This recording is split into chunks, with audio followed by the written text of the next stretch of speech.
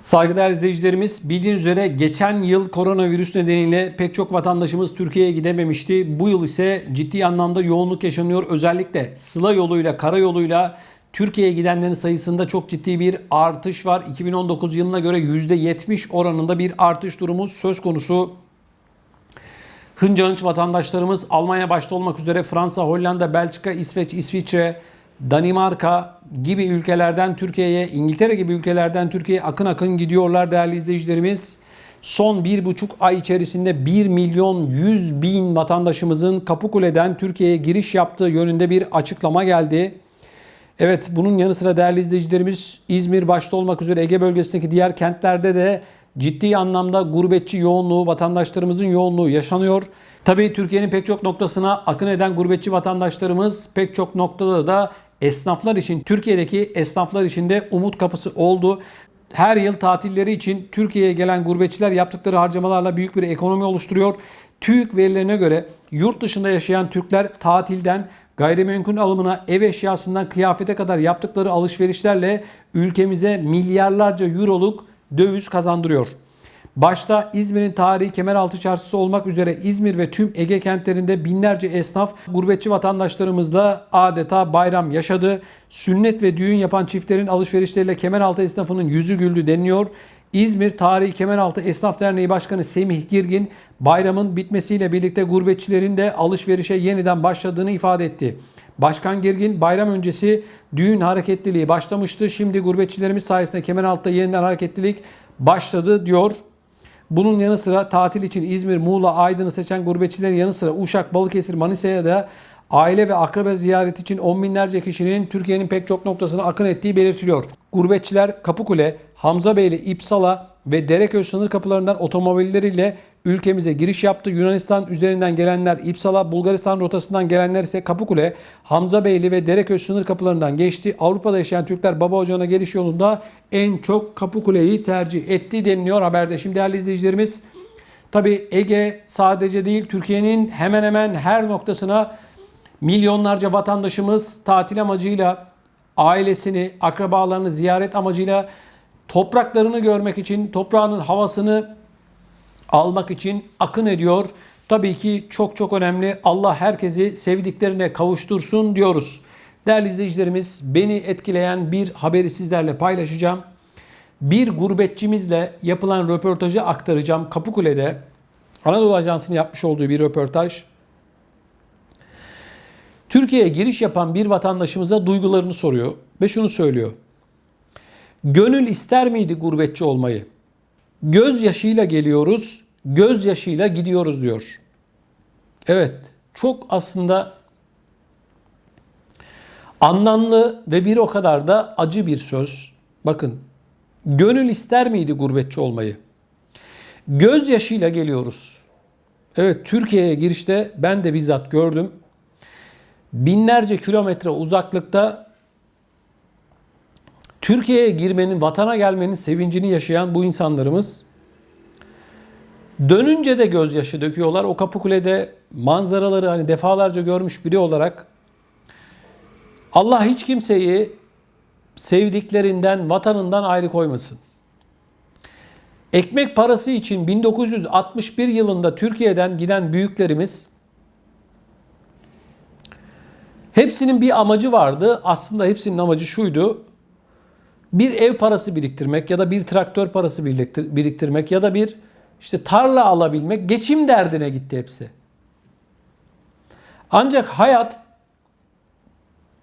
pek çok bu büyüklerimiz için çok acı oldu. Gidip çalışıp para biriktirip vatanıma dönerim, çoluk çocuğum orada diyenlerin %90'ı bir daha dönemedi. Ailelerini yanına alanlar oldu. Çok zor şartlarda o madenlerde, o eski Alman evlerinde yaşamak zorunda kalan büyüklerimiz sayesinde şu anda milyonlarca Almanya'da yaşayan vatandaşımız var. Çileğin en büyüğünü onlar çektiler. Şimdi o kadar çok etkilendim ki bu gurbetçimizin söylediklerinden. Diyor ki, Gözyaşıyla geliyoruz, gözyaşıyla dönüyoruz. Şimdi düşünebiliyor musunuz? Şimdi gurbeti bilmeyene bunu ben ne kadar anlatsam anlamayacak. Bu gözyaşı hiç bitmiyor. Ömrünün sonuna kadar vatan hasreti, sevdiklerinin hasreti bitmiyor. Yılda 3-4 hafta geliyor, tekrar dönüyor. Bir ay sonra bu hasret yeniden başlıyor. O Kapıkule'den girişlerde gurbetçimizin o sevincini, sevinç gözyaşını hiç kimse anlayamaz. Sadece yaşayanlar. Dönüşte de o Kapıkule'den dönerken de o acıyı da kimse anlayamaz. Düşünebiliyor musunuz? Ömrünüzün sonuna kadar bu hasret hep var. Bıraksan bırakamıyorsun, nasıl döneceksin? Gitsen gidemiyorsun, nasıl gideceksin? Türkiye'de bir akraban, ailenden birinin başına bir iş gelse öyle kolay olmuyor değerli izleyicilerimiz. Cebinde param var mı, gitmen gelmen eskisi kadar değil ama bu işler öyle anlatılacak gibi değil. Ben izlerken bu kardeşimizi inan gözyaşları içerisinde izledim. Bu hasreti, bu vatan hasretini hiçbir şey dindiremez arkadaşlar. Öyle gurbetçilerimizi tanıyorum ki ben Almanya'da, Fransa'da, Hollanda'da cebinde parası olmadığı için 3-4 yıldır Türkiye'ye gidemeyenler, 3-4 yıldır memleketin hasretini çekenler, bir sürü insan tanıyorum ben böyle. Birileri de kalkıp Türkiye'de diyor ki davulun sesi tabii uzaktan hoş geliyor. Bir eliniz yağda, bir eliniz balda diyor. Ne Almanya, eski Almanya, ne Avrupa, eski Avrupa. Pek çok insanımız için geçinebilmek öyle kolay falan değil. Türkiye'de değerli izleyicilerimiz bazıları gurbetçimizi Avrupa'da başta olmak üzere yurt dışında yaşayan vatandaşlarımızı birer para kaynağı olarak görüyor.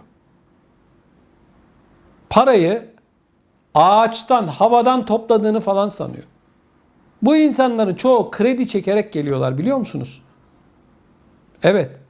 Vatan hasretini, sevdiklerini görebilmek için, bu hasreti dindirebilmek için borçlanarak Türkiye'ye geliyorlar. Bunları biliyor musunuz? Evet, o hasreti anlatamaz. Anlatılacak gibi değil. Bu nasıl bir şey biliyor musunuz? Yaşamadan hani anlatılacak gibi değil derler ya, sadece yaşayan bilir. Allah kimseyi yurdundan, sevdiklerinden her ne sebeple olursa olsun ayrı koymasın. Bunları anlatırken bile şu anda burnumun direği sızlıyor. Allah hiç kimseyi sevdiklerinden ayrı koymasın. Vatanından ayrı koymasın. O Kapıkule'ye girişte beni takip edenler bilir. Pek çok vatandaşımızla röportajlar yaptım. İnsanların o duygularını, o gözlerindeki o sevinci, mutluluk sevincini, o hasretin dindiği anı anlatamam. Anlatılacak gibi değil. Beni şu anda en iyi bu anlattıklarımı da yurt dışında yaşayan vatandaşlarımız en iyi bir şekilde beni anladığını düşünüyorum. Birileri de kalkıp bu insanlarımızı, bu kardeşlerimizi, bu canlarımızı Türkiye'de hakir görüyor. Ne diyorlar yurt dışında yaşayan vatandaşlarımız? Avrupa'da yabancıyız, Türkiye'de Almancıyız. Çok ayıp bir şey bu.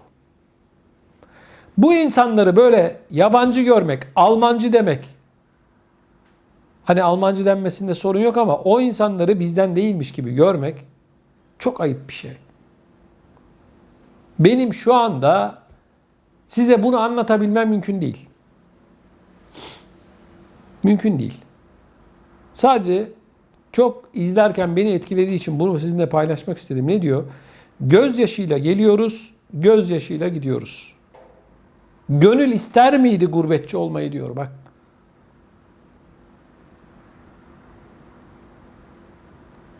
O nedenle Türkiye'den bizi izleyen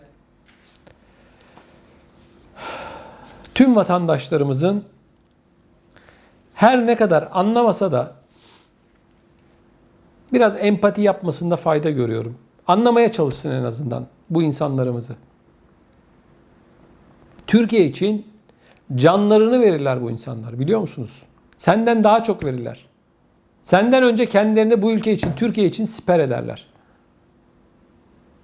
Allah kimseyi, tekrar ediyorum, vatanından, sevdiklerinden ayrı koymasın. Allah kimseyi gurbetçi de yapmasın. Ama ekonomik nedenlerden dolayı, maalesef ekonomik şartlardan dolayı insanlarımız binlerce kilometre ötelere gittiler. Sabahlara kadar çalıştılar, çalışmaya devam ediyorlar. Ben size, bilmeyenler için söylüyorum, İlk kuşak 1961 yılından sonra Almanya'ya, yurt dışına gidenlerin hayat hikayelerini anlatsam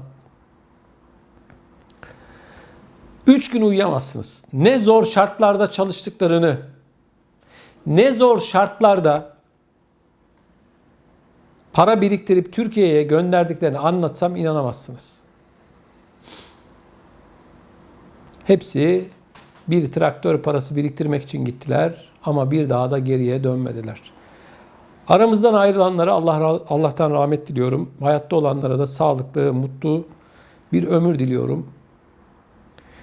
O nedenle değerli izleyicilerimiz, yurt dışında yaşayan vatandaşlarımıza Türkiye'den en ufak bir şekilde olumsuz bir şey söylendiğinde ben kendimi çok rahatsız ediyorum ve işimden dolayı sizler adına da onlara cevap vermeye çalışıyorum, konuşmaya çalışıyorum. Yurt dışında yaşayan insanlarımızın halini Türkiye'de bulunan insanlarımızın tamamen anlamasını beklemiyorum. Sadece saygılı olmalarını rica ediyorum. Gurbetçilerimizi para kaynağı olarak gören, gurbetçilerimizi kandıran, dolandıran pek çok insan var. Allah onları ıslah etsin. Allah onları ıslah etsin. Yıllardır Türkiye'ye gidemeyen, ne dedim, bir sürü insanımız var. O kadar çok üzülüyorum ki, yani onların durumuna hani elimizden geldiği kadar biz de kendi çevremizde falan o arkadaşlarımıza, insanlarımıza yardımcı olmaya da çalışıyoruz. Hani görüp sadece kafamızı çevirmiyoruz. İmkanlarımız doğrultusunda, bizler de çevremiz doğrultusunda, sevdiklerimizle, imkanı olanlarla beraber el birliğiyle yardımcı olmaya çalıştığımız, Türkiye'ye gönderdiğimiz kardeşlerimiz var. Çevrenizde bu ve benzeri durumda sıkıntı içerisinde olan, Türkiye vatan hasretiyle yanıp ama gidemeyen, eğer varsa insanlarımız, imkanlarınız varsa yardımcı olmaya çalışın. Ya da birkaç kişi toplanıp, biz öyle yapıyoruz. Birkaç kişi toplanıyoruz. Herkes imkanları doğrultusunda, az çok demeden bu kardeşlerimizi hiç de onları üzmeden, onlara sürprizler yaparak, onlara hani kalbini kıracak şekilde birer, yani yardım ediyormuş gibi değil, abi kardeş gibi onlarla bir şekilde tatlı dille onlara biletlerini alıyoruz. Cep harçlığını cebine koyuyoruz ve gönderiyoruz. Hiçbir çıkar yok. Hiçbir şey yok arka planında. Sadece insanlığımızdan dolayı. Ben her yıl Türkiye'ye gidiyorsam ya da benim arkadaşım her yıl Türkiye'ye gidiyorsa öbür arkadaş niye gidemesin? Öbür komşumuz niye gidemesin? Ona uçak biletlerini hediye ediyoruz. Bir de ufak bir harçlık. Orada kendisine yetecek kadar. Biz de imkanlarımız doğrultusunda. Allah razı olsun desin, bize yeter. Başka bir şey istemiyoruz. Bu ve benzeri durumda olan varsa sizlerden rica ediyorum arkadaşlar. Yardımcı olun. Hani gelin yardım edin falan demek bizim haddimize değil. Hani birazcık duyarlı olalım. Bu konuda da hani diyeceksiniz ki ya kardeşim Türkiye'ye gidip gezecekler falan, o yardım mı? Yardım değil bu aslında. Onun içindeki bu hasreti dindirmek. Bak ne diyor gurbetçi? Diyor ki hem diyor gelirken gözyaşımız bitmiyor diyor. Hem dönerken de bitmiyor diyor bu. Şimdi bu kadar güzel bir ifade olamaz. Bu kadar güzel bir vatan hasretini dile getiren ifade olamaz. İşte bu insanlara hani yardımcılık olmak değil de hani insani görevimizi yapalım. Ya kardeşim 3 gün sonra öleceğiz ya, ne olsun bir ayda bilmem ne yemeğini yemeyelim ya, ne olacak ya? Ne olacak yani? Veren el alan elden her zaman üstündür. Allah da tabii ki daha fazlasını verecektir, layık görecektir. Amenna.